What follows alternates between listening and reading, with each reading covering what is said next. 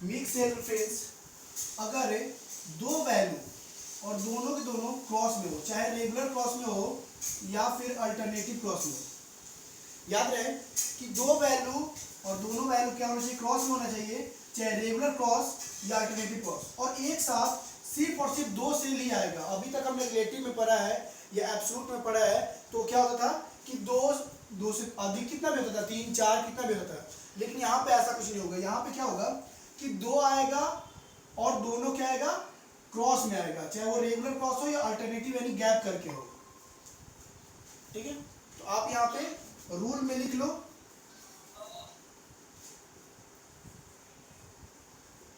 Manipulate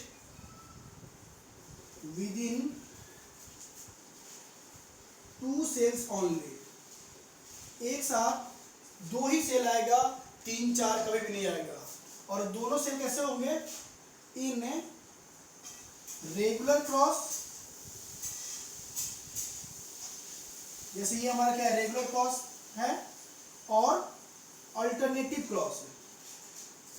alternative का मतलब होता है बीच में गैप करके, अल्टरनेटिव क्रॉस फॉर्मेट। मनीषा समझ में आया? मनीषा, ठीक है, तो ये दो सेल के बीच में होगा, एक साथ कभी भी दो से ज्यादा नहीं आएगा, और दोनों क्या होगा, या तो रेगुलर क्रॉस में होगा या अल्टरनेटिव क्रॉस में होगा गैप करके। यहाँ पे रूल में मैंने लिख दिया है। तो यहाँ पे अब दो सेल है और दोनों सेल को यहाँ पे डिनोट करने का तरीका अलग है। तो यहाँ पे देखते हैं सेल्स कैसे डिनोट करते हैं। Cells are denoted by, cell को यहाँ डिनोटेड कर सकते हैं। यहाँ पे दोनों सेल को डिनोट करने का तरीका अलग अलग है। तो बात करते हैं पहले फर्स्ट सेल के लिए, फॉर फर्स्ट सेल। अब ये बताओ कि हम दोनों में फर्स्ट किसको माने, तो जो पहला कॉलम होगा वो फर्स्ट सेल होगा। तो हमें क्या करना है, कॉलम वाइज लिखना है, कॉलम के अकॉर्डिंग। जो फर्स्ट कॉलम होगा, ये फर्स्ट कॉलम है, तो हमारा सेल कौन सा होगा, ये फर्स्ट होगा। और जब ये फर्स्ट हो गया तो ये सेकंड होगा, और हमेशा दो ही होता है, तो ये फर्स्ट है तो ये सेकंड होगा, कभी भी थर्ड नहीं होगा। तो फर्स्ट सेल को डिनोट करते हैं डॉलर, कॉलम और रो नंबर। तो अगर ये फर्स्ट है तो हम इसको कैसे लिख रहे होंगे, पहले डॉलर, फिर कॉलम कौन सा है हमारा ए, और इसका रो नंबर कितना है 2, तो इसका नाम क्या हो जाएगा, डॉलर A2। बात करते हैं सेकेंड सेल। तो सेकेंड सेल भी जाहिर सी बात है किसके अकॉर्डिंग लिख रहे होंगे, कॉलम के अकॉर्डिंग लिख रहे होंगे, कॉलम वाइज। तो सेकेंड सेल क्या लिखते हैं, पहले लिखते हैं कॉलम, फिर डॉलर, फिर रो नंबर। आपको याद रखना कैसे है कि पहले वाले में कॉलम से पहले डॉलर का साइन है, दूसरे वाले में रो नंबर से पहले डॉलर का साइन होता है। तो आप क्या कर रहे होगे यहाँ पे, ये हमारा सेकेंड है या फिर वो सेकेंड है, दोनों सेकेंड हो सकता है, एक बार ये सेकेंड हो सकता है, एक बार वो सेकेंड हो सकता है। तो आप सेकेंड को कैसे लिखोगे, अगर ये सेकेंड है पहले हमारा, पहले के लिए सेकेंड है तो इसको हम लिख रहे होंगे, सेकेंड को कैसे लिखते हैं, पहले कॉलम यानी बी, फिर डॉलर, और इसका रो नंबर क्या है 1। अगर इसकी बात करें तो पहले कॉलम सी, डॉलर, फिर रो नंबर 1। समझ में आया मनीषा? नोट कर लेगा फटाफट।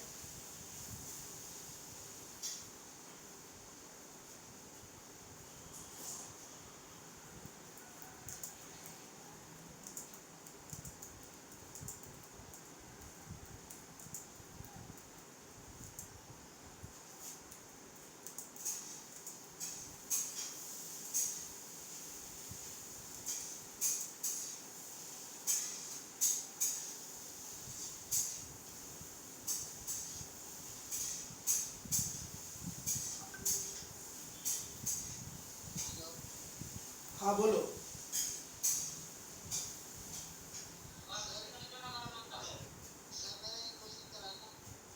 क्वेश्चन बताओ। हाँ,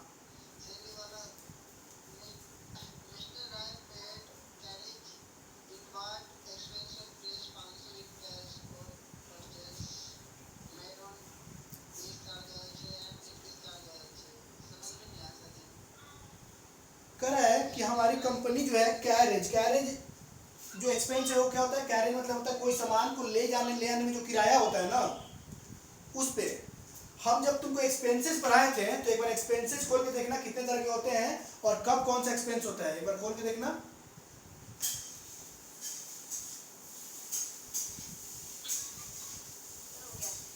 हो गया। अब इस पे क्वेश्चन से समझते हैं इसको कि क्वेश्चन में कैसे होगा।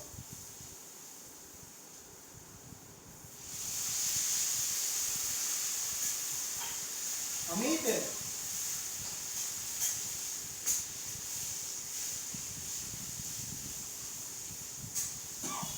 तो मिक्स सेल रेफरेंस को एक क्वेश्चन से समझते हैं।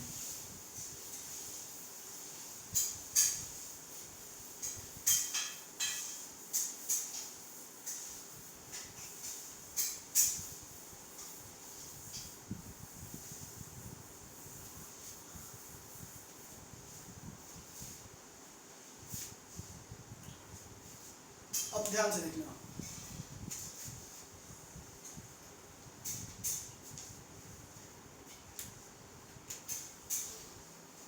ये क्वेश्चन है फाइंड HRA सिटी वाइज। हमें क्या फाइंड करना है, HRA फाइंड करना है सिटी वाइज। HRA क्या होता है, हाउस रेंट अलाउंस। तो हमें HRA, निशा माइक ऑन करना।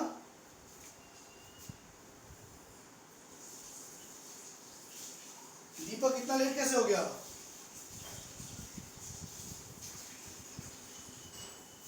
दीपक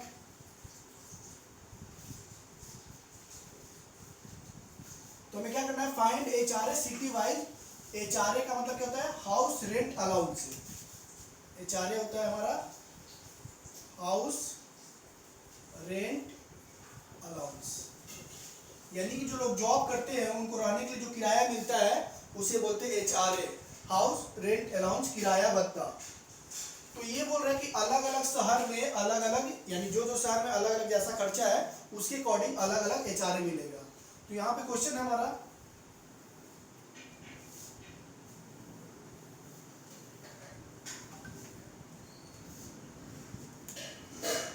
क्वेश्चन क्या है ये देखते हैं।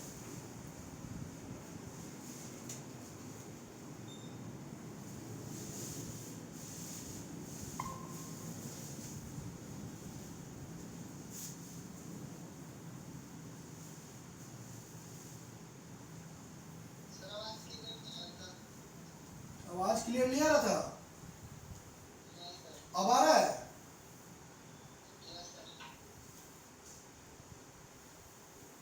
मनीषा आपका आवाज क्लियर आ रहा है ना?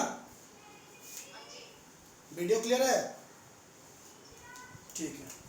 तो अलग अलग शहर है, मान लो मुंबई में खर्चे ज़्यादा हैं तो वहाँ बोल रहा है कि सैलरी का 30% मिलेगा। दिल्ली में 25% मिलेगा। कोलकाता में 20% मिलेगा और पटना में 15% मिलेगा, यानी कि जितना भी उनका सैलरी होगा उसके अकॉर्डिंग। यहाँ पे एम्प्लॉई है E1, E2, E3, E4 और यहाँ पे इनका सैलरी दिया हुआ है, बेसिक पे दिया हुआ है। और इसी बेसिक पे का जो भी होगा, जैसे मान लो इनका सैलरी है 9,800, इनका 10,500, 17,500, 12,000।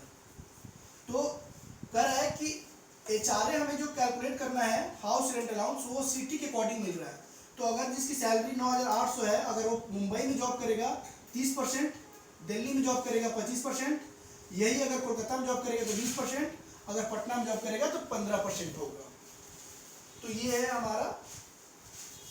अब इसको हम अपने फॉर्मूले से समझते हैं। अभी हमने मिक्स सेल रेफरेंस में आपको बताया, पहले तो हमें ये समझना है कि यहाँ फॉर्मूला हम मिक्स का कैसे लगाएंगे, क्यों लगाएंगे। तो हम देख रहे हैं कि मिक्स सेल रेफरेंस तब होता है जब दो का ही सिर्फ कैलकुलेशन करना हो। तो हमें यहाँ पे सिर्फ दो ही का करना है, यानी कि इसका 30% अलग निकलेगा, इसका 25% अलग निकलेगा, इसका 20% अलग निकलेगा, इसका 15% अलग निकलेगा, यानी कि एक साथ सिर्फ दो ही सेल आ रहा है। और दोनों कैसे क्रॉस में है, या तो रेगुलर क्रॉस में या अल्टरनेटिव यानी गैप करके क्रॉस में है। और हमें अभी पढ़ा है कि अगर कोई भी दो वैल्यू हो, सिर्फ दो वैल्यू के बीच में कैलकुलेशन करना हो और दोनों जब क्रॉस में हो तो हम मिक्स सेल रेफरेंस का यूज करते हैं। पहले तो हम देख लेते हैं इनका कॉलम और रो नंबर कौन सा है।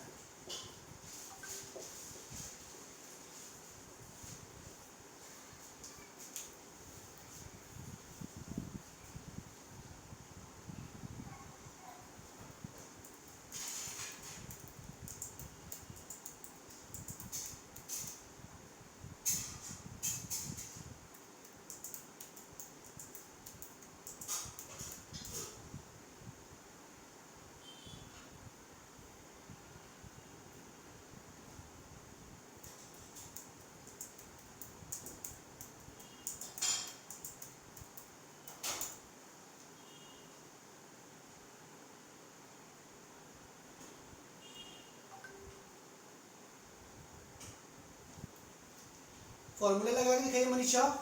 बाकी दीपक और निशा आप लोग तो लेट आए हो तो मिक्स सेल रेफरेंस तो समझ ही नहीं आया होगा। बाकी आप निशा जो भी आपका क्लास छूटा हुआ है वो सारा आपका लिंक में भेज दूंगा, पूरा वीडियो है, आप वीडियो देख लीजिएगा और जो भी डाउट होगा नेक्स्ट क्लास में पूछ लीजिएगा। और क्लास ज्वाइन क्यों नहीं कर रहे थे 2 दिन से 3 दिन से? सर एक्चुअली ना मेरा फोन रिचार्ज नहीं था तो इससे दिक्कत हो गई। आज फिर मैंने रिचार्ज कराया है ना, उसको शॉप में बंद थी इस वजह से। कोई नहीं, तो ये देखो ये आपको समझ में आ जाएगा। पहले ये हम क्वेश्चन कराते हैं, इसके बाद ये बिल्कुल टॉपिक अलग था तो इसका पूरा वीडियो आ गया है यूट्यूब पे। वो आप IQ स्मार्ट क्लास ऐप में भी जाओगे तो IQ स्मार्ट क्लास ऐप में देखो, यहाँ पे आप ओपन करना IQ स्मार्ट क्लास ऐप। इस ऐप के अंदर यहाँ पे राइट साइड में देखो ये बार बना होगा, बार 3 लाइन का, इसके अंदर आपको मिलेगा स्टूडेंट जोन है, स्टूडेंट जोन। इसके अंदर आपको मिलेगा लाइव एंड रिकॉर्डेड वीडियो, इसमें आपको सारे मिल जाएंगे जो भी क्लास हुए हैं।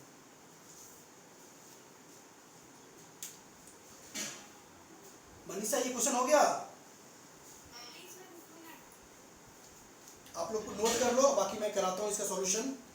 मनीषा आप बताना पहले सॉल्यूशन।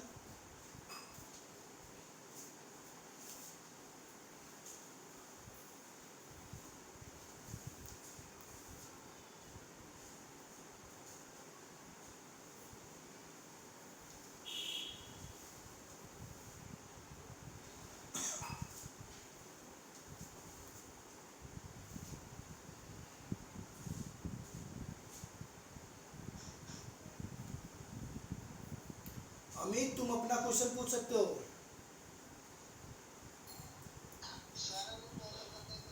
क्वेश्चन में मैं समझा रहा था, एक बार ना आप एक्सपेंस वाला जो मैंने पढ़ाया था वो एक्सपेंस का कॉपी खोल लो, ओपन कर लो। हाँ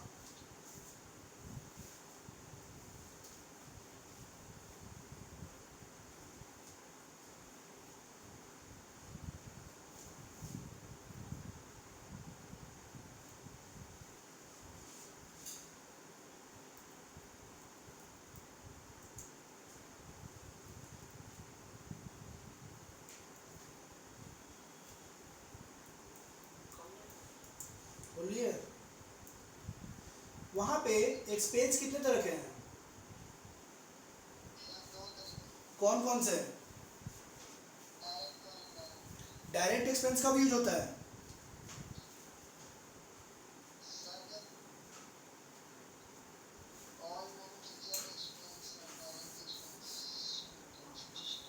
all manufacturing expenses are direct expense, ठीक है। उसके नीचे और भी कुछ लिखा हुआ है।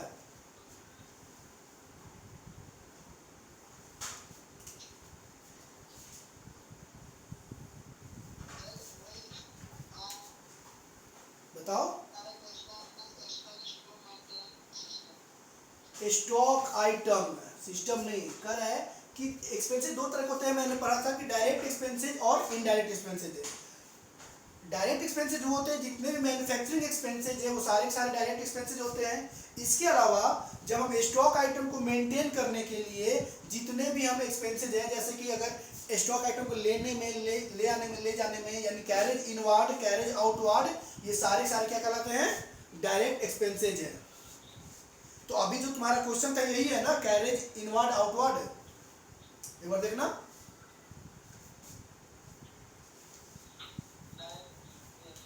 तो लेजर क्या बन जाएगा? Carriage charges under direct expenses, और एक्सपेंसेज है तो डेबिट हो गया, और क्रेडिट में देख लो कैश या चेक जो भी है। समझ में आया अमित? तो कैश हो जाएगा क्रेडिट, और डेबिट हो गया हमारा कैरेज चार्जेस, और कैरेज चार्जेस का लेजर बनता है डायरेक्ट एक्सपेंसेस के अंदर।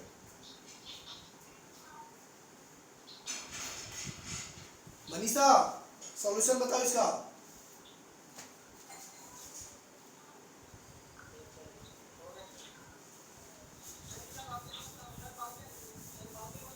पेमेंट होगा,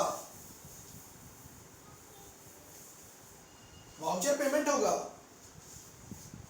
मनीषा हाँ जी। फॉर्मूला बताओ, फॉर्मूला बताओ। इक्वल टू डॉलर, बताना, B3।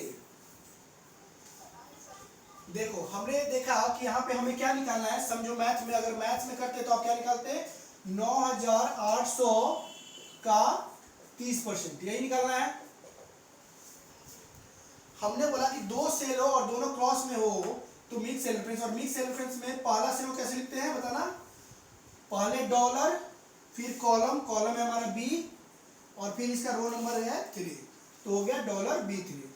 मल्टीप्लाई होगा तो मल्टीप्लाई, अब ये जो है सेकेंड, अगर ये फर्स्ट है तो ये क्या होगा? सेकेंड होगा। और सेकेंड से हमने कैसे बोला, लिखिएगा पहले कॉलम, पहले कॉलम क्या है हमारा? C, फिर डॉलर, फिर रो नंबर, इसका रो नंबर क्या है? 2। बहुत अच्छी बात है। बाकी तुम्हें दीपक और निशा को समझ में आया? नहीं आया ना, क्योंकि एक बार ना मैं आपको वीडियो का भेजता हूँ, पूरा पूरा वीडियो देखना, फिर मैं इसको कल एक बार एक्सप्लेन और कर दूंगा, ठीक है? हाँ।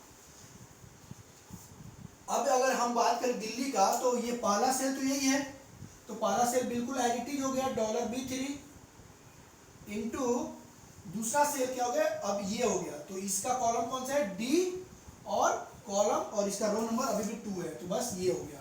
ऐसे इसके लिए E हो जाएगा और इसके लिए F हो जाएगा ना।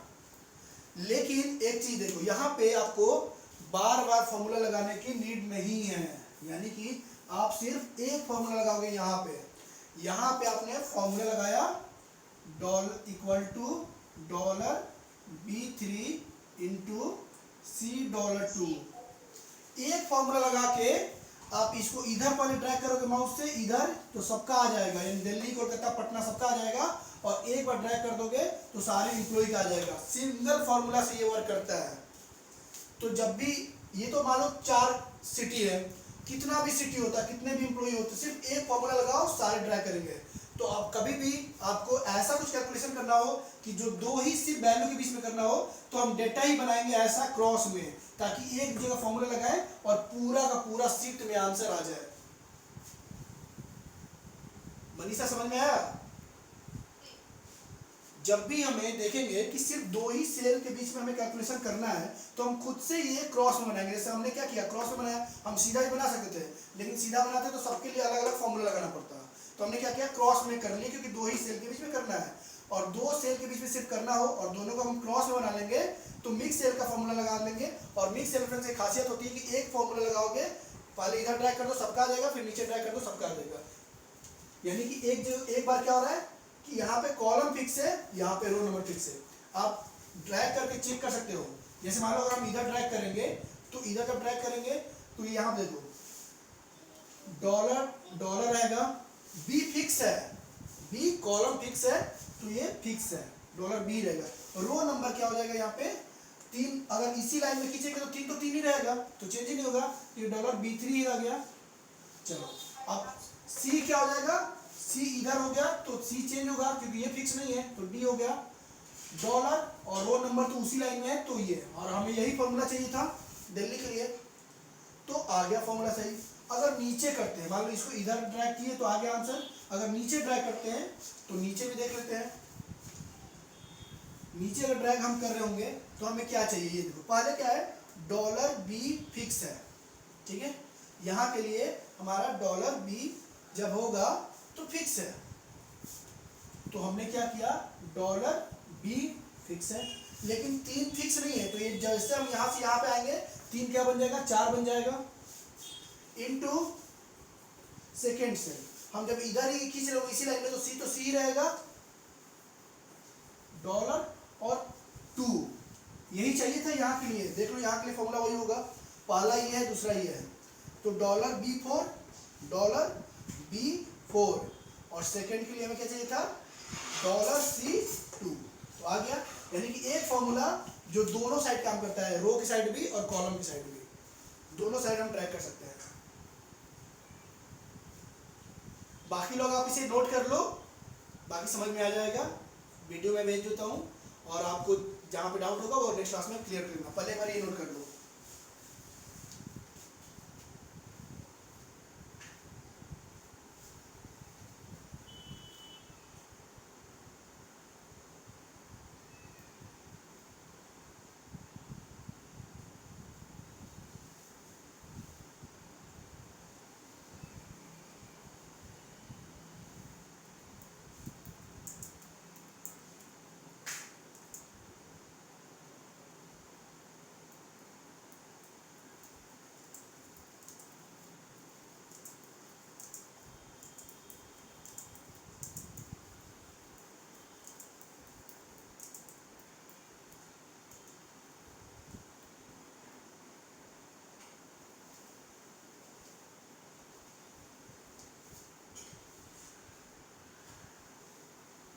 हो गया सबका, हाँ जी हो गया। निशा दीपक हो गया,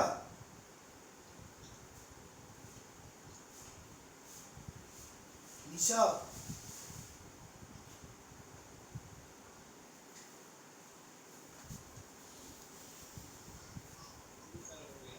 ठीक है,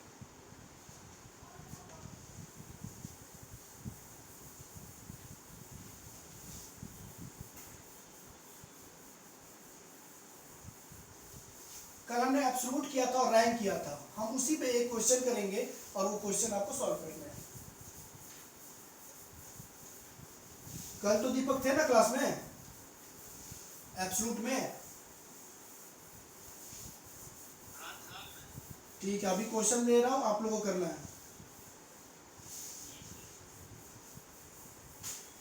कल एब्सोल्यूट पे सिर्फ एक ही क्वेश्चन कराया था ना,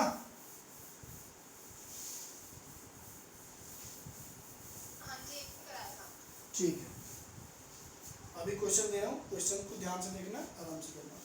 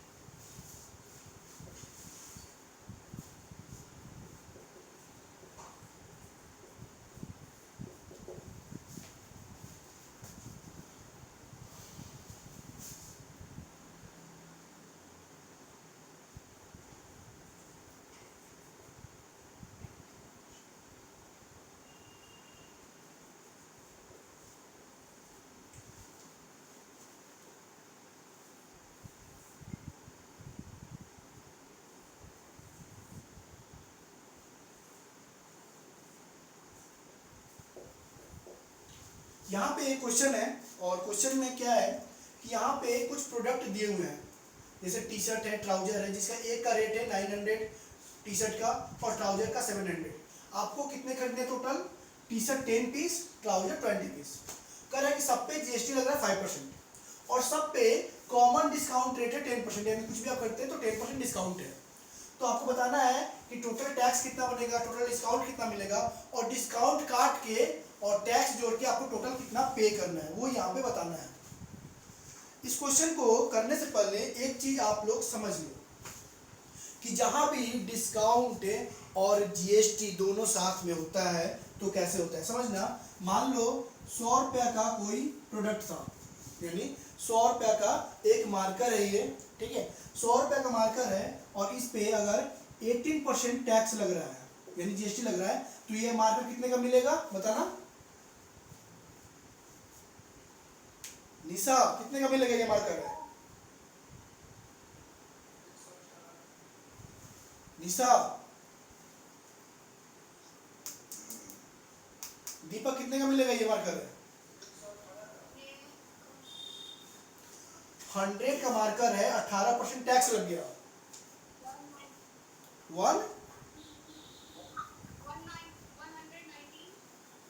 119 कहाँ से आ जाएगा? 100 का 18% 18 रुपीज होता है, ठीक है, तो 118 का मिलेगा। लेकिन मान लो आप गए दुकान पे, ठीक है, बोले कि नहीं भैया कम कर दो, कुछ कम कर दो, कुछ कम कर दो, बोला ठीक है कि ना हम 10% डिस्काउंट कर देंगे।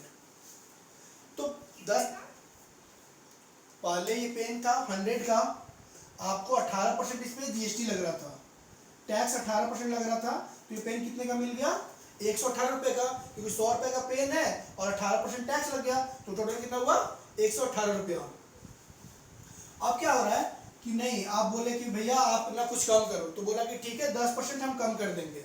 तो जब 10% कम कर दिया तो पहले ये पेन यानी 10% 100 का कितना हो गया? 10 रुपया कम हो गया, ठीक है। तो जब 10 रुपये कम हो गया तो पेन का कीमत कितना हो गया? पहले 90 हो गया, तो पेन अब 90 रुपये हो गया होगा। अब 90 रुपये पे टैक्स कितना लगना है? टैक्स उतना ही लगना है 18%, तो 90 का 18% कितना होता है? 7 रुपया 17 रुपया 20 पैसा, इतना ही होगा ना। तो अब पेन कितने का मिला?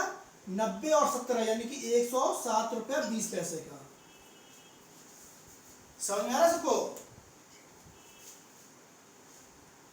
निशा समझ में आया? नहीं समझ में आया? फिर से समझो। मैंने बोला कि ये पेन कितने का पहले था? 100 का था। अगर मान लो कोई चीज 100 का है और इस पे 18% टैक्स लग रहा है, 100 का 18% कितना होता है? 100 गुने 18 बटे 100, 100 से 100 कट गया, 100 का 18% कितना होता है? 18 रुपया होता है। तो 100 रुपये का था और 18% यानी 18 रुपये टैक्स लग गया, तो कितने का मिलेगा? 100 प्लस 18 यानी कि 118 का, ठीक है। अब क्या हो रहा है कि आपने बोला कि भैया ठीक है थोड़ा कुछ कम